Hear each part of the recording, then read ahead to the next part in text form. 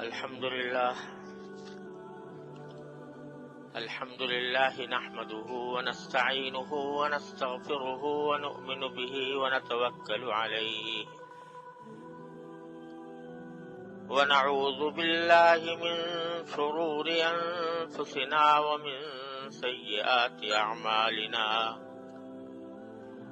من يهده الله فلا مضل له ومن يضلله فلا هادي له وأشهد أن لا إله إلا الله وحده لا شريك له وأشهد أن سيدنا وسندنا ونبينا ومولانا محمدا عبده ورسوله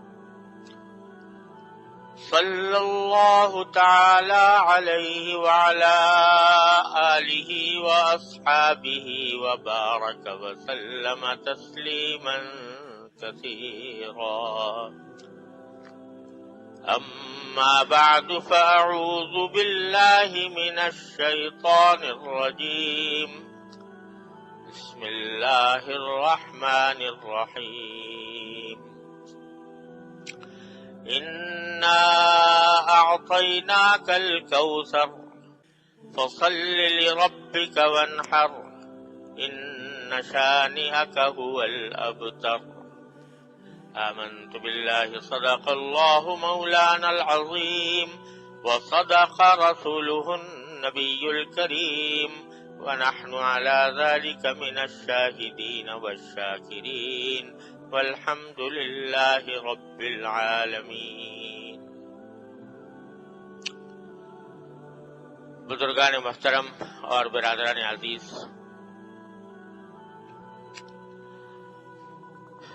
کچھ عرصہ پہلے میں نے یہ سلسلہ شروع کیا تھا کہ قرآن کریم کی وہ سورتیں جو بکثرت نمازوں میں پڑھی جاتی ہیں ان کی کچھ تفسیر و تشریح آپ حضرات کی خدمت میں پیش کی جائے۔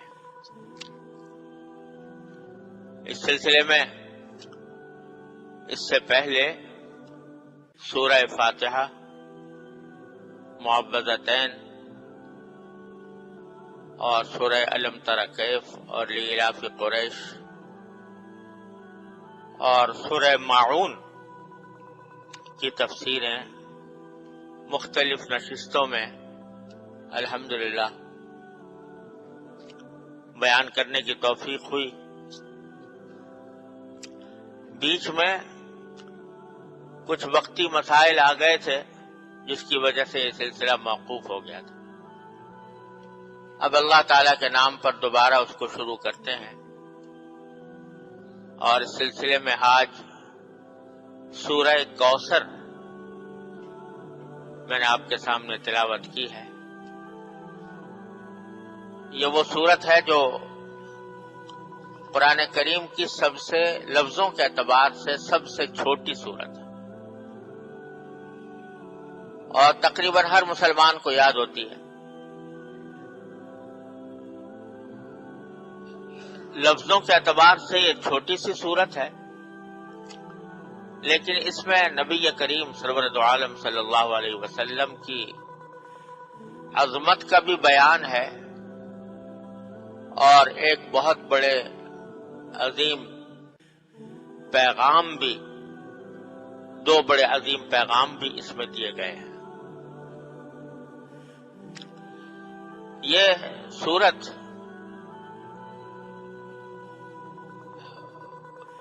ایک واقعے کے پس منظر میں نازل ہوئی، جس کا شان نزول یہ ہے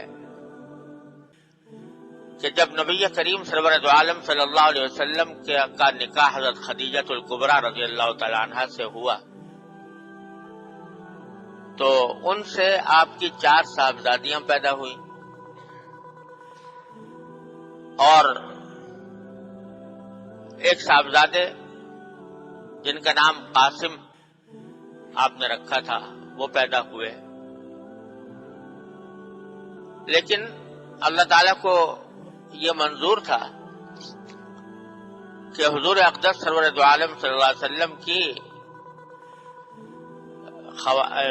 لڑکیاں، آپ کی صاحبزادیاں، وہ تو الحمدللہ زندہ رہیں اور انہوں نے طویل عمر پائی، لیکن صاحبزادے بچپن ہی میں انتقال کر گئے۔ جب ان کا انتقال ہوا تو مکہ مکرمہ کے کافر لوگوں نے بڑی خوشی منائی، اور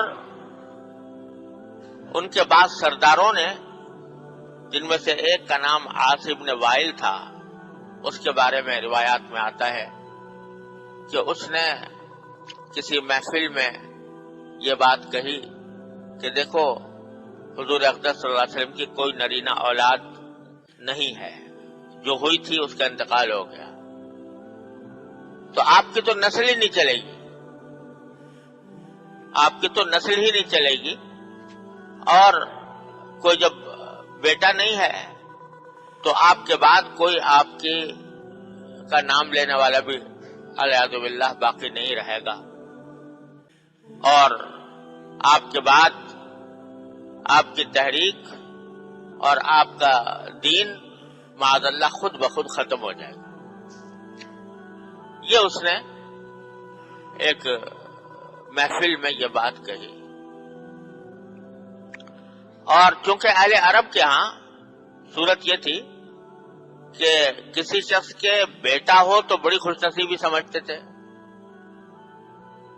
اور کہتے تھے اس کی نسل اس سے چلے گی، بیٹی ہو تو بیٹی کو برا سمجھتے تھے، عار سمجھتے تھے، اور سمجھتے تھے کہ یہ قرآن کریم میں ہے کہ اگر کسی کے یہاں بیٹی پیدا ہو جاتی تھی تو وہ لوگوں سے منہ چھپاتا پھرتا تھا اور یہ کہتا تھا کہ میں کیا کروں کہ میرے ہاں بیٹی پیدا ہو گئی ہے، اسی واسطے بیٹیوں کو زندہ دفن کر دیا کرتے تھے بعض قبیلے۔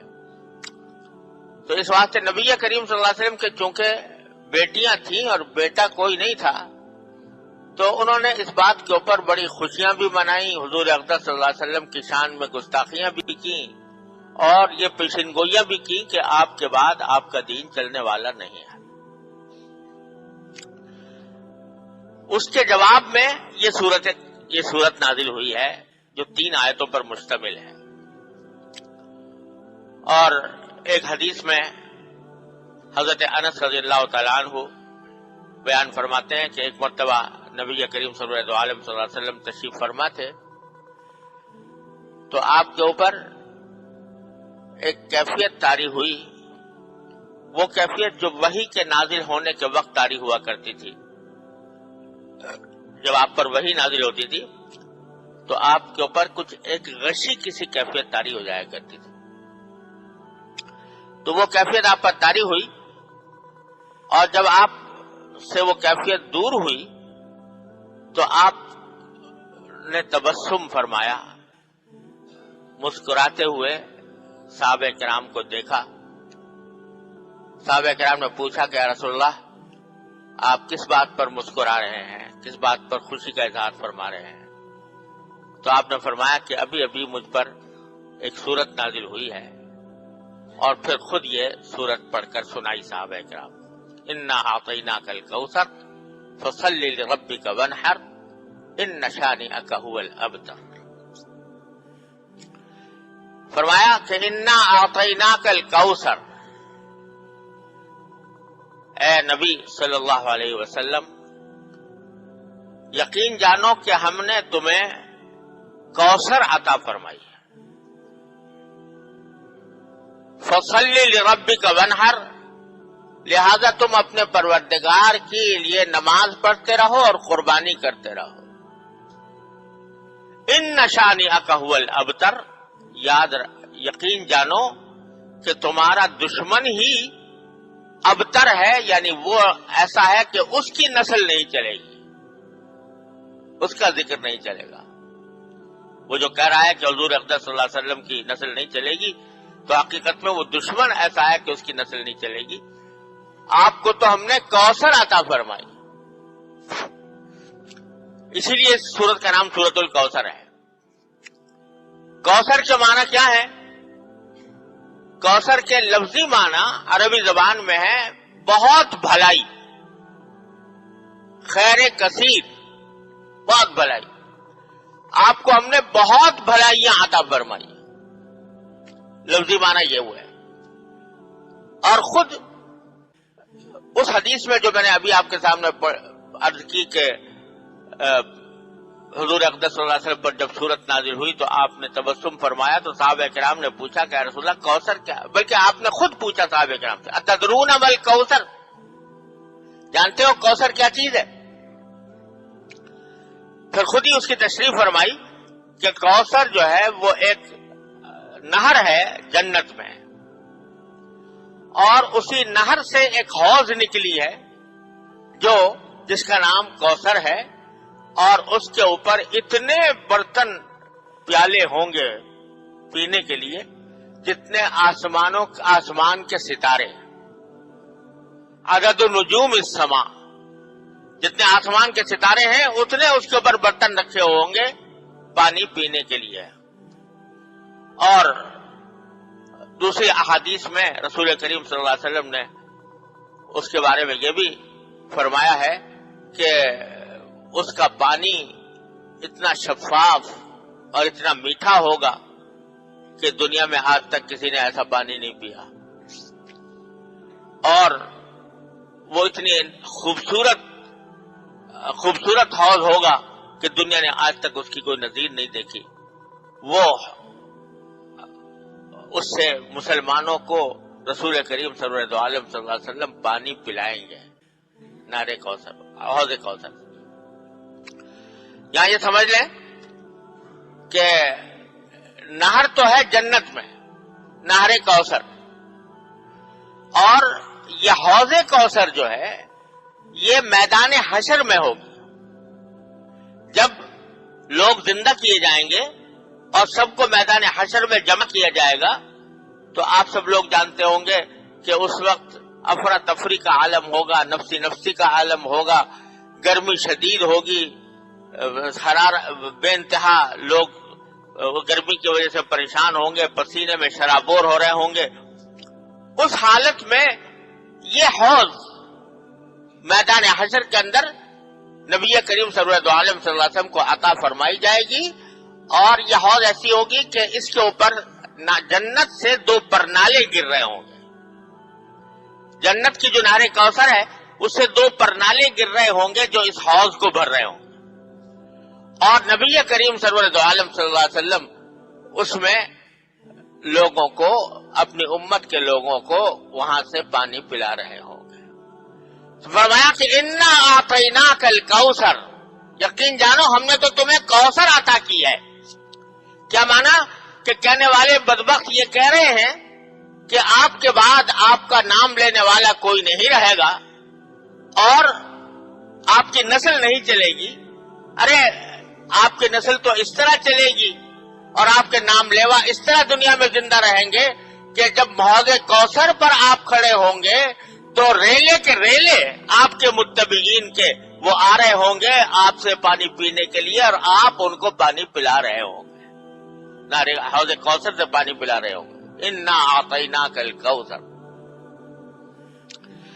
اسی حدیث میں رسول کریم صلی اللہ علیہ وسلم یہ بھی ارشاد فرمایا کہ میری امت کے جو لوگ ہیں وہ اس سخت گرمی کے عالم میں حوض کوثر پر آئیں گے اور پانی پئیں گے، اور جو شخص ایک مرتبہ پانی پی لے گا تو اس کے بعد اس کو وہ شدید پیاس کی تکلیف کبھی نہیں ہوگی. وہ ایسا پانی ہوگا. لیکن فرمایا کہ کچھ لوگ اس پانی کی طرف اور حوض کوثر کی طرف آ رہے ہوں گے تو میں دیکھوں گا کہ فرشتے ان کو پیچھے ہٹا رہے ہیں کہ پیچھے ہٹ جاؤ، یہاں نہیں آؤ. حالانکہ دیکھنے میں وہ میری امت کے لوگ ہوں گے.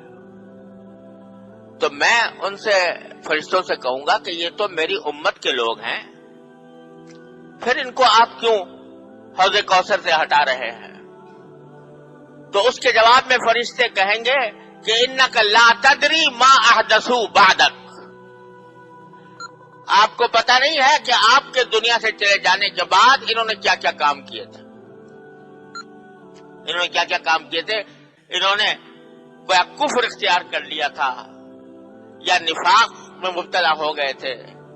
لہذا اگرچہ یہ آپ کی امت کے افراد تو ہیں، لیکن چونکہ یہ آپ کے بعد مرتد ہو گئے، کافر ہو گئے یا منافق رہے، اس واسطے ان کو اس حوض کوثر پر آنے سے روکا جا رہا ہے.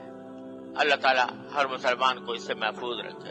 اللہ تعالیٰ ہر مسلمان کو وہاں پر حاضری کی توفیق عطا فرمائے. لفظ تو یہ ہے کہ تم نہیں جانتے، کہ آپ نہیں جانتے کہ انہوں نے آپ کے بعد کیا راستہ اختیار کیا تھا. یہ ڈرنے کا مقام بھی ہے. اللہ تبارک و تعالی ہم سب کو اس انجام سے محفوظ رکھے، اس کفر سے، اس شرک سے، نفاق سے، ایسی باتوں سے جو نبی کریم سرور عالم صلی اللہ علیہ وسلم کی حوض کوثر پر جانے سے رکاوٹ بن جائیں. بہرحال آیت کریمہ نے فرمایا انا اعطیناک الکوثر، ہم نے آپ کو یہ کوثر عطا کی ہے. اور یہ کوثر خود اس بات کی دلیل ہے کہ آپ کا نام قیامت ہی نہیں، قیامت کے بعد حشر و نشر میں اور پھر ہمیشہ ہمیشہ کے لیے آپ کا نام نامی برقرار رہے گا. کہنے والے ہزار کہا کریں کہ آپ کے بعد آپ کا نام لیوا کوئی نہیں ہوگا، لیکن ہم بتا رہے ہیں کہ ہوگا. انا اعطیناک الکوثر. پھر فرمایا فصلی لربک وانحر، دوسری آیت، کہ چونکہ ہم نے آپ کو یہ نہر کوثر دی ہے، اور نہر کوثر کا لفظ تو کے معنی تو خاص نہر کیا ہے، لیکن جیسے میں نے عرض کیا کہ کوثر کے لفظی معنی بہت بھلائیاں، بے شمار بھلائیاں عطا کی ہیں. ایسی بھلائیاں کہ قیامت تک آنے والے آپ کی تعریف و توصیف اور آپ کے فضائل و کمالات کا تذکرہ کرتے ہی رہیں گے. فصلی لربک وانحر، لہذا اللہ تعالیٰ کی اس نعمت کے شکر کے طور پر آپ اپنے پروردگار کے لیے نماز پڑھیے، وانحر اور قربانی کیجیے. کیونکہ اللہ تبارک و تعالیٰ نے اتنی بڑی نعمت آپ کو عطا فرمائی ہے کہ نہر کوثر بھی دی اور خیر کثیر بھی دی، بے شمار بھلائیاں آپ کو عطا فرمائی. تو اس کے شکریہ کے طور پر اللہ تبارک و تعالیٰ کا شکر ادا کرنے کے لیے آپ نمازیں پڑھیے اپنے پروردگار کے لیے اور قربانی کیجیے. مقصد یہ ہے کہ اپنے آپ کو اللہ تعالیٰ کی عبادت میں مصروف کر لیجیے. دشمنوں کے کہنوں کی پرواہ نہ کیجیے. دشمن جو زبان درازیاں کر رہے ہیں اس کی طرف دھیان نہ دیجیے. آپ تو اپنے کام میں لگے رہیے، اور وہ ہے اللہ تبارک و تعالیٰ کی عبادت. تو اس میں عبادتوں میں سب سے عظیم عبادت ہے نماز، لہذا نماز کا ذکر فرمایا. اور قربانی کا ذکر اس لیے فرمایا کہ کافر مشرک لوگ جو تھے وہ قربانیاں بتوں کے نام پر کیا کرتے تھے. قربانی تو وہ بھی کرتے تھے لیکن بتوں کے نام پر. یہ ہم بتوں کو خوش کرنے کے لیے لات کو، عزا کو، حبل کو، منات کو، جو انہوں نے اپنے اپنے بت بنا رکھے تھے، طرح طرح کے نام ان کے رکھے ہوئے تھے، ان کے نام پر قربانیاں کیا کرتے تھے. تو نبی کریم صلی اللہ علیہ وسلم کو تعلیم دی گئی کہ آپ اپنے پروردگار کے لیے، اللہ کے لیے قربانی کیجیے، تاکہ ان بت پرستوں کے غلط طریقے کے بجائے صحیح طریقہ آپ دنیا کے سامنے پیش کریں کہ قربانی تو بے شک برحق ہے، لیکن قربانی وہ اللہ کے لیے ہونی چاہیے. اسی لیے یہ سنت قرار دیا گیا ہے کہ جب آدمی قربانی کرے تو یہ کہے کہ ان صلاتی و نسکی و محیای و مماتی للہ رب العالمین، میری نماز بھی اللہ کے لیے، میری قربانی بھی اللہ کے لیے، میرا جینا اور میرا مرنا بھی اللہ کے لیے، رب العالمین کے لیے ہے. تو دو باتیں اس آیت سے معلوم ہوئی، ایک تو یہ کہ جو بھی عبادت انسان کرے اس میں اللہ کے لیے، وہ اللہ کے لیے کرے، اپنے پروردگار کی کو راضی کرنے کے لیے کرے، اس میں دکھاوا نہ ہو، اس میں نام و نمود نہ ہو، اس میں ریاکاری نہ ہو، اللہ تبارک و تعالی کے لیے خالصتاً اللہ کو راضی کرنے کے لیے کرے۔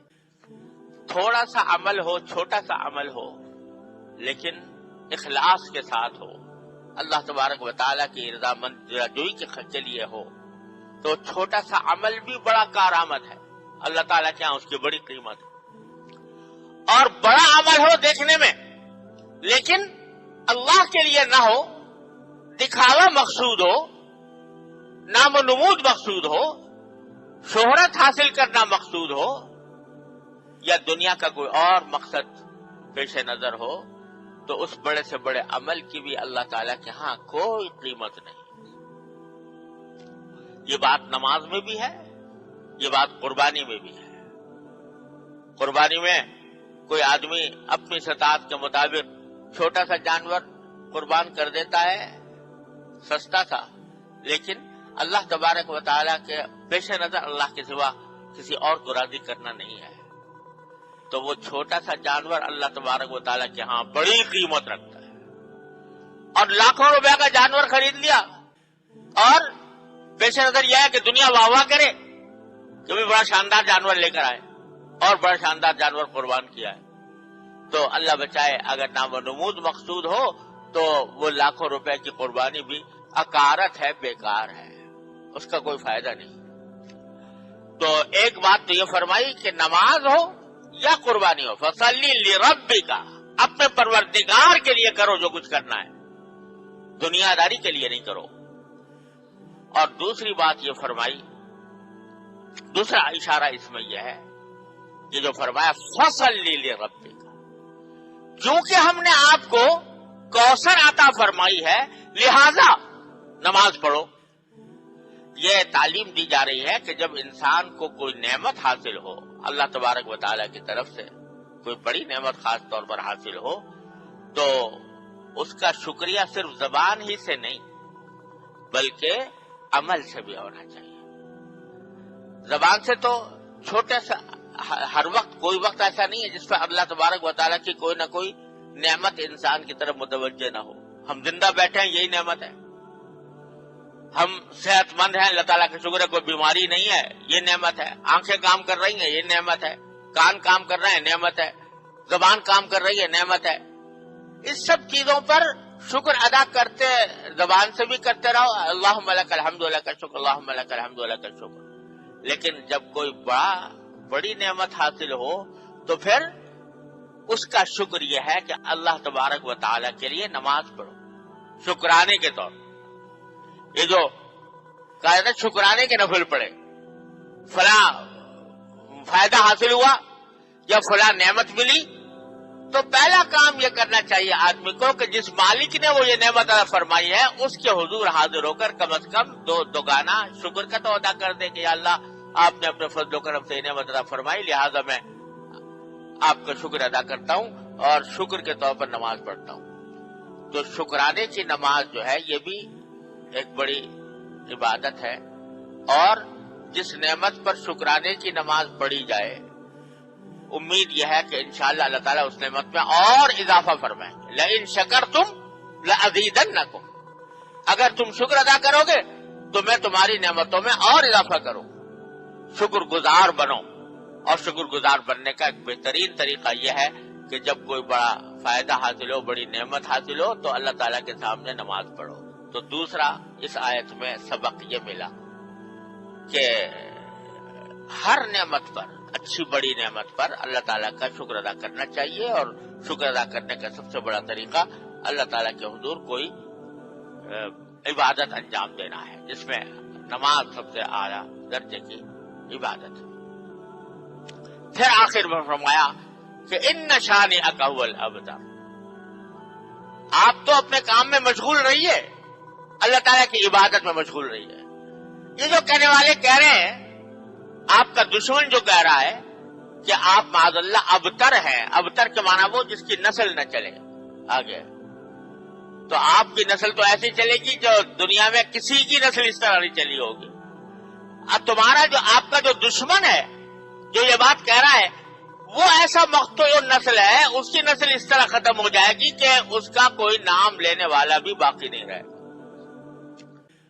اب دیکھ لو کہ نبی کریم صلی اللہ علیہ وسلم کی نسل تو اللہ تعالیٰ نے اس طرح چلائی کہ نسبی نسل بھی چلی، اگرچہ بیٹیوں کے ذریعے چلی.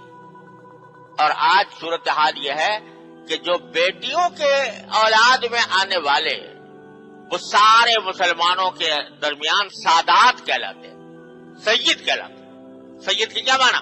سردار.